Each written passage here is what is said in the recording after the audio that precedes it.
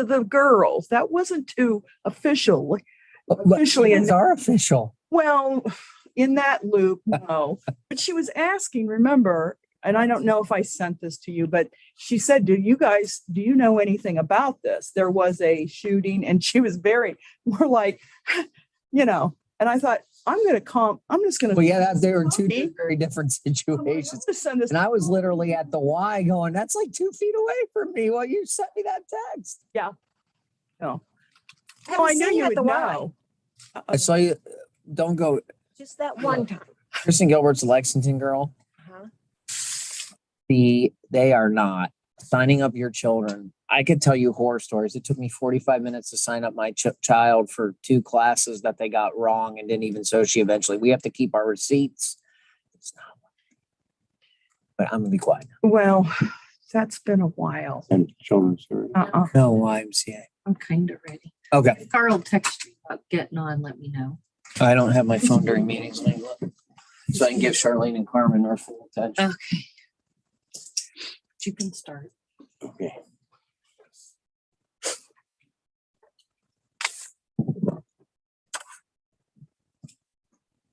This is the Board of Commissioners for Richland County. I'm Bill Banks. Commissioners Tony Vero and Cliff Spears, our clerk Stacy Crawl. And we have with us today lovely ladies Carmen and Charlene from Jobs and Family Service.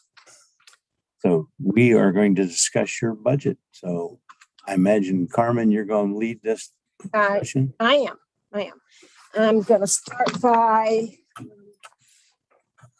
telling you, I printed the revenue page out again. My 2022 revenue doesn't change, but for whatever reason, it didn't match what I thought I had sent up to you on the 2021. And for comparison, I'd like to. Is this, or did you update in the versions can you send me the updated Excel then when you get back? Yes, absolutely. Yes. And then I did the budget highlight on the PA. Public the assistance. 40 fund, since that's the one that all the real activity happens. So I'll start with the public assistance budget. Which is 240. 240, yes.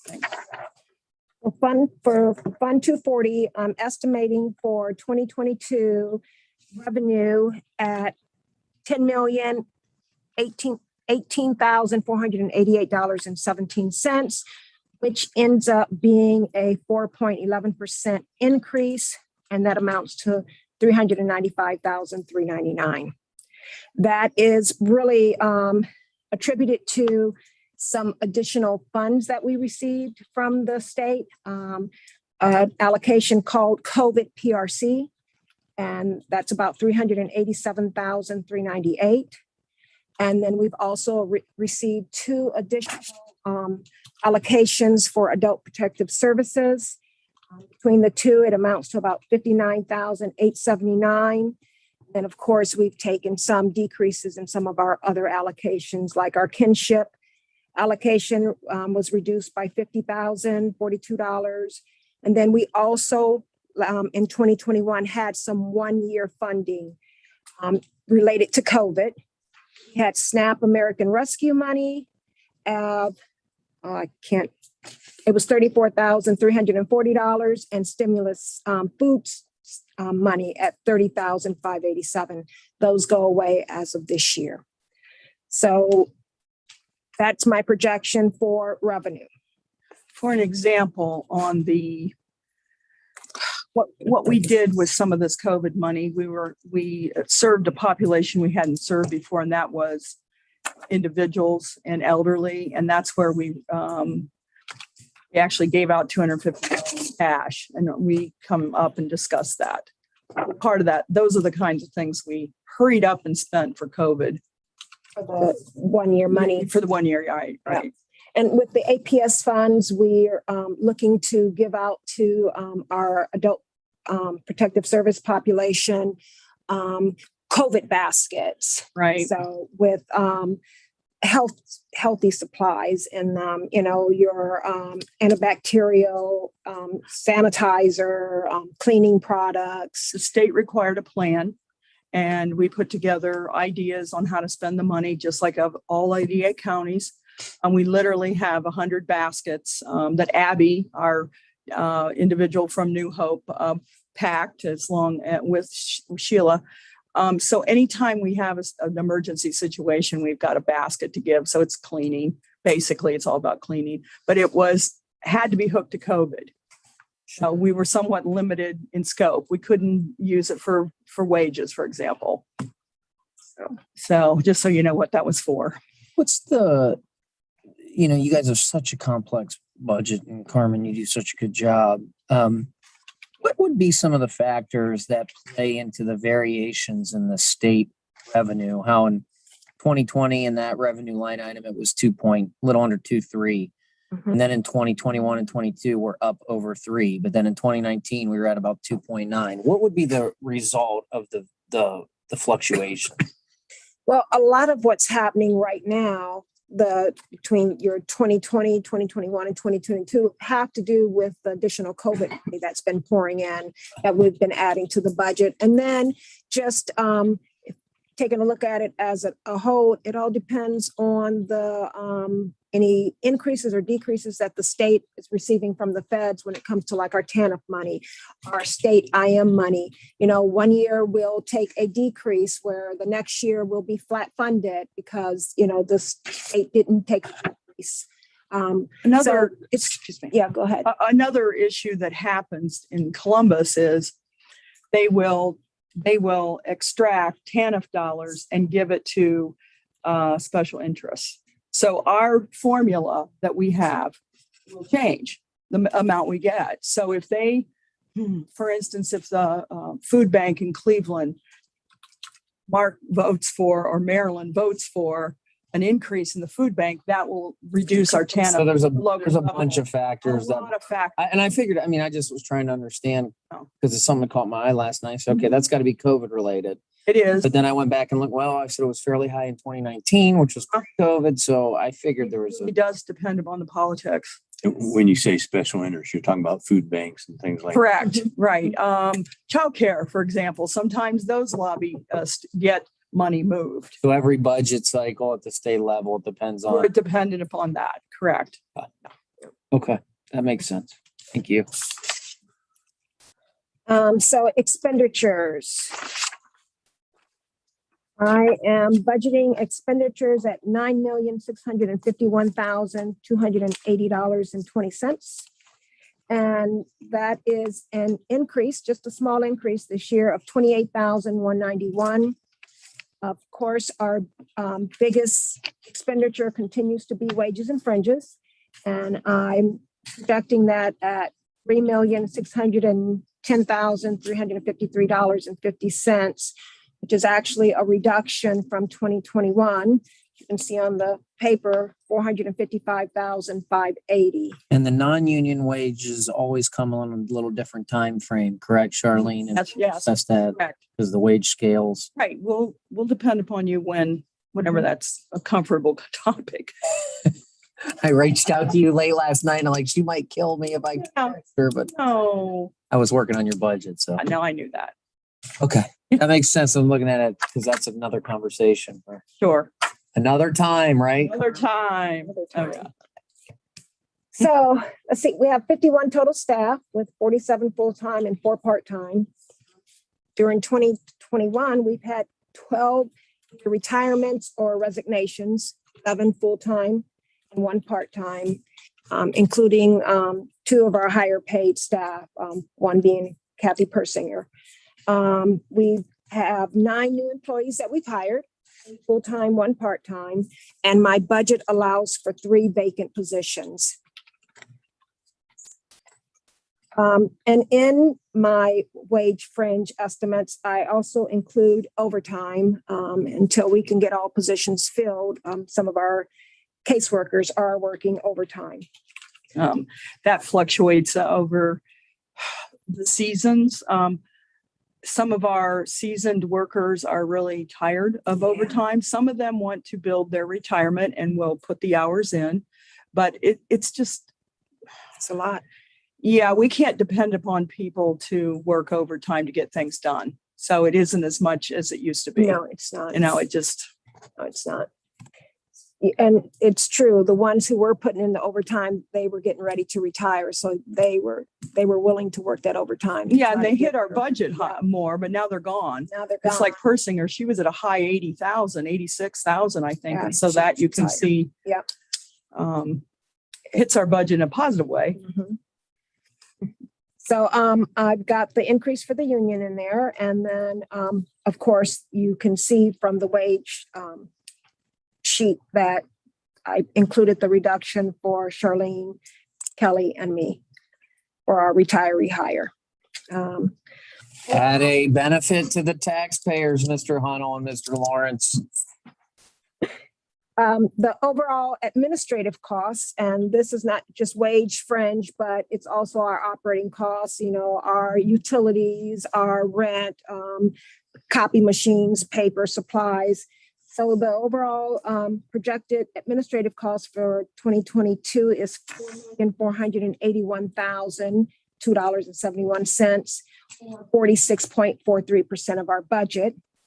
And then for our direct client costs, it's 53.57% of our budget at the $5,170,277.48. Our direct client budget did increase about 12%. And again, because we received PRC, COVID, and our APS funds, we're trying to program that money. So you'll see an increase in expenditures for it. Okay. The other thing is because of all of the additional, because of COVID, because it started last year, not being able to spend all 88 counties, not being able to spend all the TANF money, the state allows us now to use our TANF that usually ends in October or September with a new pot beginning in October. They're letting us take old money, run it all the way to December, which means that new money that's effective October, now I'm going to have 9 months next year to try to spend it all. So then we're trying Need to clone Carmen. please. Just that. Not sure it could be possible, but I know. does a great job. It's going to take somebody 3 years to learn this, Tony. That's why she's going to be here a little while longer. Oh, but Yes. 2 years goes pretty quick. Saying. You tell me. So I made some miscellaneous notes at the bottom because I know that in the past, Tony has said, hey, why did your cost pools reduce? And I just put some notes down there to let you know why our cost pools reduced. First, I left unencumbered $367,207.97. And as the year goes on and we start coming up with new programs to spend some of the money that we have, I will send up letters to ask to budget that money, to include that money in our budget. I'm sorry. No, We go do ahead. utilize a lot of community input and to figure out how to spend these dollars, mainly through Youth and Family Council. And that's when we come up in the middle of the year going, hey, here's a new contract, et cetera, et cetera. Yeah. Okay. The decrease to the shared costs, again, had to do with wages and fringes. You know, we had a high staff person retire and then the rehire benefit. So it reduced by $162,715.16. There was a decrease to our IM costs. And again, it's all related to wage and fringe because that's where we lost most of our staff, $134,288.77. And then the increase to the social service side has to do with the additional money and the additional programming that we're trying to come up with to spend our COVID and APS money. So that's an increase of $325,195.13. So are there any questions? So that's the PA. Yeah, that's our PA. So you're kind of another 1,000 in equipment. Anything? No, it's really just to see here what should come up, because a lot of our equipment that we have, like our computers that we use, those are state. And so the state provides it. Try to put in there for anything like if we had the printers are all ours. So if printers should break, if our copiers should break, anything like that. And then we're with our staff that we do have out remotely. you know. Right. Yeah, the expenses come up with this, but I think we have 14 copy machines. I mean, we have a multitude of Yeah. copy machines. Yeah, but they're all under contract. Right. So it'd be anything that's really not up under contract. And then with our new IT guys, they're always coming up with new ways to do things Software. faster, more They are. efficient with software and Yeah, we want to budget for a little bit of money for Yeah. them. If we don't use it, yeah, if we don't use it, it stays there, or if I need to, It's a I move it somewhere guesstimate. else. So, yeah. 204, the 240 budget's always the meat and potatoes budget when I look. That is, Mhm. because. Busy, it's got the wages, it's got, Mhm. It all. the other ones are a lot more straightforward. But- Yeah. Yeah. So I can move on to the 242 fund, which is, which we call our fiscal agent fund. Because all of the money from the state runs through there for WIOA. The money that we receive for Richland, the money for Crawford, and then the money that the fiscal agent keeps to contract for youth services. So I am projecting in 2022 an estimate of $1,605,086.31. It is a slight decrease, but again, it has to do with we received some funds that were one-time funds that are ending. For example, our business network. Our business resource network, I can't remember exactly. That one ends in December. The money has to all be spent, and if it's not, it goes back. So that wouldn't be included in my budget this year. And then I have programmed all the money out with the WIOA purchase services at $453,016. That is what includes our contract with Catalyst for youth services. And then any other, we have contracts right now that are still going on, that are going through March for our opiate grant. So there's money in there for our opiate grant that we have. Then Crawford County, $397,088.75. That is their actual allocations that they will receive this year. So I program that all out. They have to spend the money, submit a request to me for the money, and then I issue it to them. Then the $10,000 of the non-contracted services, that's if our board has any training that they want to attend, that covers the cost of meals for our board meetings, putting the information in the paper to let the public know that we're meeting, that covers that cost. And then Richland, the $744,187.56, that is the actual allocations that Richland will receive this year. So again, just like Crawford, as Richland spends the money, they submit a request, or I submit the request, and then the money is transferred down to the Richland side of the books.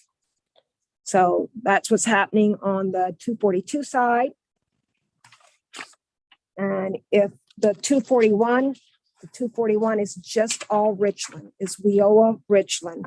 And if you take a look at the 241 side, you can see that the $744,187.56 that I said is Richland's allocations. That is the revenue that Richland will bring on. So there's the revenue. The $2,500 is to cover any refunds of tuition from any of the schools. Somebody we pay in advance, somebody doesn't go to school and we get a refund, I have to stick it there. So for the 241, $746,687.56 is my estimate for revenue. I have expended all of that out with $450,245.68 under non-contracted services. That's for all of our ITAs for our clients, where we pay for their training to all the different training providers. Just a side note, a lot of those dollars are going for truck drivers. That is the choice that when they come in the door, that is the occupation that most of the people are interested in. There's a huge demand for this. There's a huge demand. Mhm. And Hey. I mean, that's a good Pays thing, well, yeah. right? Yeah, and it's a what, 6 weeks, 9-week Mhm. course, you Yeah, know, so. It's expensive, Yep, it's expensive, but but then they're self-sufficient, you know, In it's demand. one of the very positive. I know that, Ricky, right, the low security Okay, correctional institution. I mean, as soon as people are released, the truck driving companies will pick them up and train them, and it's something that's lucrative, and they do that as well. So yeah, we're in that business too. then you see that on there I have for, like I said, we still are running our opiate emergency grant. And then the transfer out, the 225,000 on the transfer out, that is the way that we reimburse the public assistance side for the wages and fringes that it takes to run the Richland County side of WIOA. So that's the way it's done through RMS, and once a quarter, I send up a transfer request to the auditors to transfer money. So that is the WIOA side of the books. Have any questions?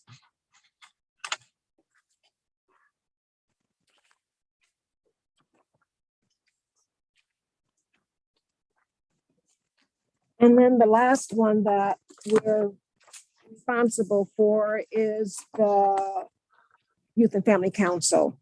That's Fund 243.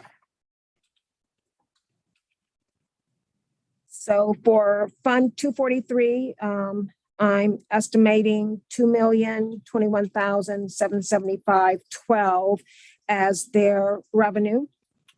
And if you take a look at the individual line items, you can see that a lot of it is from TANF federal revenue. That comes from JFS. That's where we contract with them to do the back to school voucher and book bag program. And now they're running our TANF summer program also. And then there's some reductions that are happening for them also. When it comes to the council pool funds, the reduction there is because during this year, they ran the pod program. Correct. What, I'm sorry, I can't remember. It was a summer tuition at 5 different areas the schools were requesting because kids were out. So like Salvation Army, Friendly House. We also had the Black belt fitness. Yeah. You know, they combined exercise and that kind of thing with tutoring. So we received additional money from all the providers to provide the services. So when it comes to the expenditures, $2,007,723.68.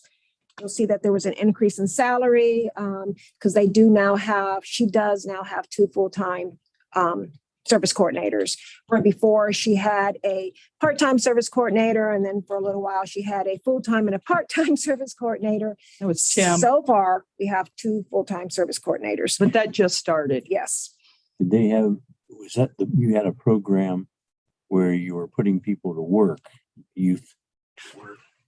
Yes. It goes that through was the with count. TANF summer. That's correct. Yes, we did. And Mhm. that coordinator was Tim Harless, and he was working on that project at that point. Okay. Now, these coordinators, there is additional funding coming in and mandates with multi-system youth. So these coordinators are going to be dealing with families that'll be eligible for multi-system youth. And there's a lot of paperwork, a lot of home visiting. And so we think we're geared up to be able to start to handle more clients. Yeah.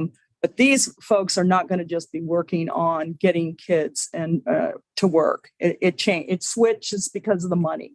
So our program follows the requirements of the money. And how did that program work out? The one Actually, you know, Teresa has bragged about it. We had how many? Let's see. We had about 100 kids. We projected. Yeah, you're catching me. I'm forgetting, Yeah. Daryl. We projected like 100 kids, but I want to tell you, It we was half. probably did half of it. Yeah. And between, we use TANF money and we also use council money. Yeah. And between the two, we probably spent about $225,000 on the project. We're hoping to get more, to start earlier this next year and get more kids involved. All kids worked at least a day. Yeah. And remember, Yes. Teresa told you the story about, she was here and she talked about a little bit about the restaurant where you gave us the list of restaurant owners. And I mean, we tapped into that. I thought she had about 40 employers involved. So we had kids this summer for the first time with these dollars working. And we focused mainly on the 14 and 15-year-olds at the time. Now, Catalyst runs our year-round program to keep youth employed. And I think the last number I saw was about 173 kiddos are involved in that program as far as work goes. What about a program for 3-year-olds? Okay, we can cut out a line item under 3 or over 3. We'll probably be over. It'll be 4 come next year. Yeah, well, your eligibility, It's in question. it's in question. Story of my life. Hey, you're Story of my life. Can't you just put her to work anyway? Things are questioned. yeah, I don't have a good handle on the stats on the summer program, Daryl. I did. I can get it. I did Yeah. talk to a few employees. Yeah, you did. And you went out and ate somewhere and I go out and eat. well, I'm Just one place? I mean, I got a lot invested all there. right. oh, That's why he says the big interest. You can go from restaurant to restaurant. restaurants. Yeah. And Jody focuses on the restaurants for us. Right. I like that.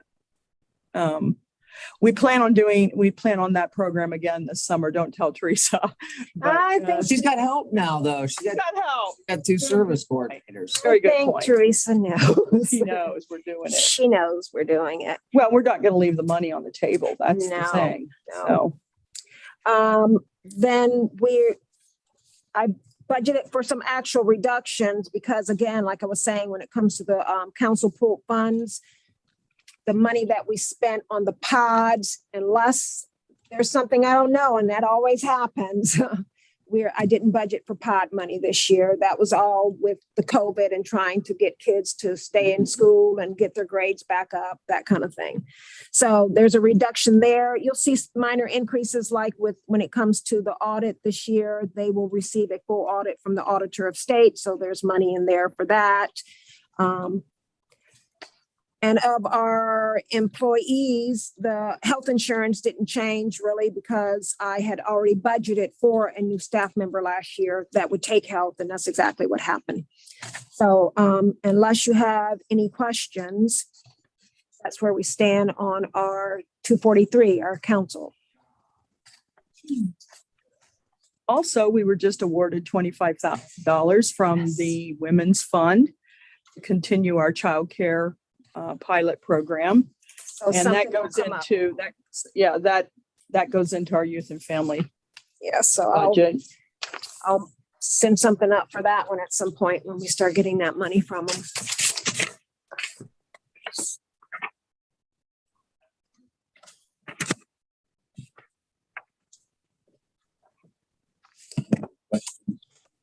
Questions from up here? Nice job, Carmen and Charlene. Thank you. Carl? Oh, Al, you got any questions? Not at this time, thank you. Yeah, I do. If I could, ask the pardon of the great godmother of Richland County for asking these questions. Oh, Al. You're always been my favorite. Thank you. What do you want to know? Well, I had some problems connecting. Could you kind of repeat some of those comments you were making about the funding and the No, and stuff? no, I have no No? idea what you want. What do you want to know?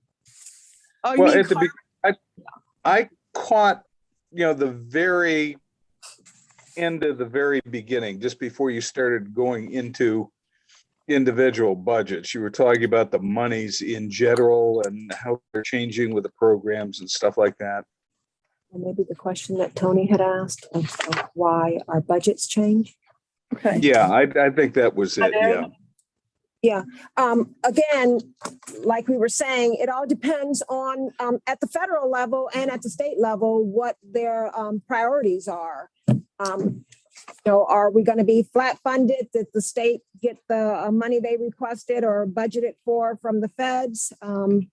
Are there additional programs that are going to cut into our TANF money this year? So then we see a reduction. The state or the feds have additional programming they would like to see happen at the county level. We receive additional funds for that, like we did with the COVID money. Al, I will tell you what I think I was trying to say is in response to the commissioner, we are at the mercy of the legislators. Okay. And a lot of times what happens, our dollars will fluctuate because they will do what they call a carve out system. And if, for example, a good one is the Cleveland Food Bank. So if the legislators move dollars out of TANF to those specialized programs, then that affects our budget. That's, I think, what I was saying.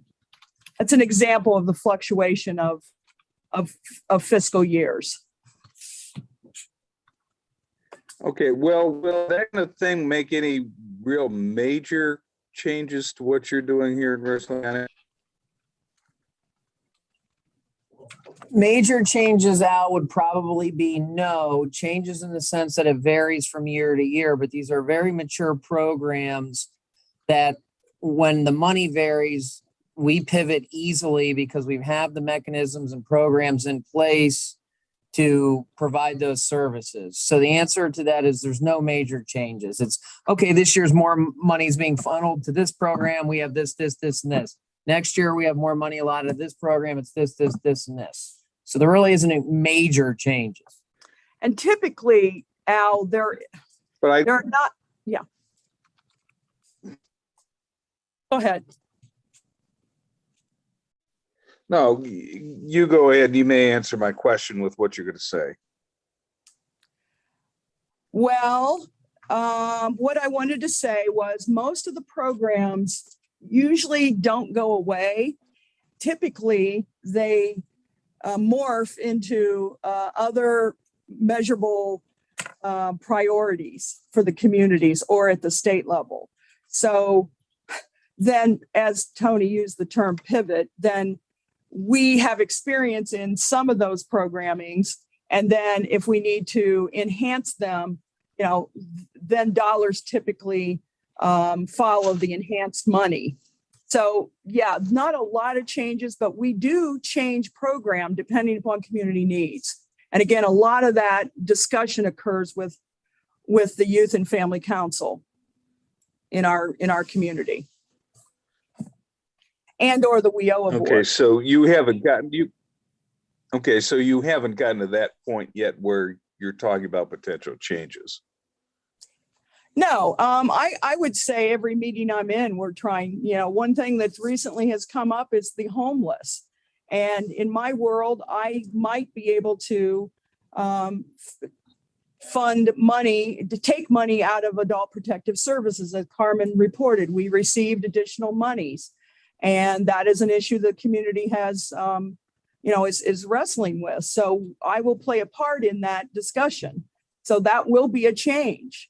But it's after community discussion and identifying of the needs. Okay, I think that's all the questions I've had, and that's enough information on what I was looking for. Thank you. You're welcome. Welcome. Okay. Thank you very much for coming up. Right. I have For hosting. I have your resolution on the agenda about your sub-grant agreements and contracts. Oh, okay. Giving permission. Okay, In fact, that's next on the agenda. Yeah. okay. So do you want me to update them on that? Yep, sure. Okay, so normally we come up to the Board of Commissioners to get approval for any contract or sub-agreements that we're either entering into with a provider of service or we're entering into with the state or someone who's awarding us money. I always send the contracts or the agreements to the prosecutor's office for them to review before I ask for you to sign. So on this last one, Andrew contacted me and said the commissioners aren't a party to the agreement. So he recommended anytime that you're not actually a party to the agreement, you're not listed in the agreement. It's between Ohio Department of Job and Family Services and Richland County Youth and Family Council, not commissioners, because some of them actually name you. Said he would not recommend that you sign. What he recommends is that we get a resolution giving the director, this time it'd be Teresa, permission to enter into the agreement to receive the money. So I put a resolution together, ask, Love that Keller. actually, I do. I understand you do. I do. love I you. All understand do. Yes, both of you. yes. So I put together a resolution to ask Yeah, for we have permission to do We that. have it. Motion to approve the Andrew Keller recommended resolution. I should have named it that. You should have. Anyone want to work with him? Yes. Commissioner Barrow, Yes. Commissioner Mears. Yes. Thank you, lady. Thank you. Thank you. Yeah. You too. Bye, Al. Will you please call me at some point today? Yes, I will. I have a luncheon. I know you're busy. I gotta- But Dennis Wayman at lunch too, Oh, so good. I'll be out of there by 1. that's fine. All right. It's not Hey, urgent. Charlene, Al. I think I figured out how you got the godmother thing, because you're one of the few people who could keep the Italian stallion under control there. Oh, thank you. Now, no one. Nicely done, Al. I'm the godfather. Stop. I gotta go work. See ya. See ya. Okay, next thing on the agenda is a Spring employee. who, had, the last day of October 21st, but since then she's taken it upon herself to on October the 15th. So moved. Second. Commissioner Banks, Yes. Commissioner Barrow, Yes. Yes. Okay, next we have the opportunity to approve utility permits for 3 different locations. Of for Lumen, which is formerly CenturyLink at Bowman Street. To tap into PED on the west side of Bowman and move it to the under the Bowman Street. To the other side of the street. Motion to approve all 3. I'll second that. Commissioner Banks, Yes. Commissioner Barrow, Yes. Commissioner Mears. Last on the agenda is to authorize CARES reimbursement to Soil and Water for $10,575.01. for a printer approved on 9/2/2021. This was previously approved. This is just for the reimbursement. So moved. Second. Commissioner Banks, Yes. Commissioner Barrow, Yes. Commissioner Mears. Yes. Anything else, gentlemen? Anything from the press? No, not for me, guys. Thanks. Not for me either, thank you. Thank you. Thank you, gentlemen. We are at 10:10 adjourning. Okay, thank you.